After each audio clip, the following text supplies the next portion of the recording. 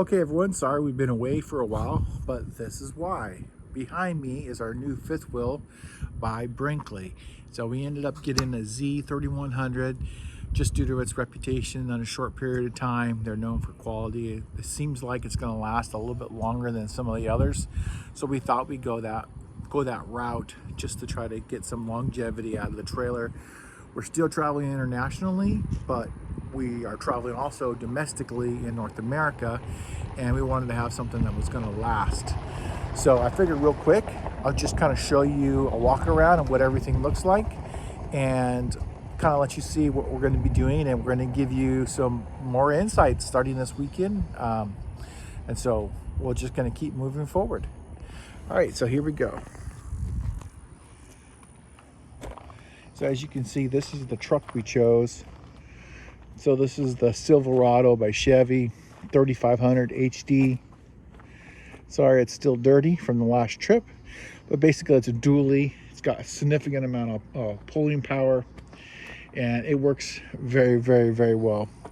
And this is the trailer. This is the Brinkley Z3100. It's got 3 slide outs. That first one's the bedroom. Then that's the kitchen over there. And then there's like compartments with hoses and things like that. I store a lot of stuff there. Still have a little bit of items from storage that I still have to go through, but we managed to get through most of our lower 48 storage. Here you got, you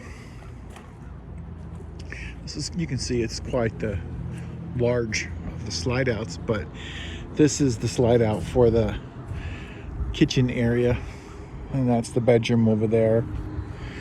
And so it's got an area for me to climb up, and I climb up there. I do cleaning of the roof, and I gotta like service the solar panel. This is the living room slide out. We've got 2 awnings, 2 air conditionings, 2 heat sources. So far so good. We've had some minor issues, but nothing too catastrophic. But as you can see, that's what we're going to be doing now, kind of moving forward in North America, in between traveling back and forth probably to Asia, maybe to the Middle East if we have time. So keep looking out for us. We're going to start showing you some of these national parks and state parks, some of the foodie uniqueness along the way. And so we look forward to seeing you, and shout out to everybody in Asia. So this is kind of what we're going to be showing here from North America, and we look forward to all of you coming along, seeing what we're doing. Please comment and share what you think we should consider going.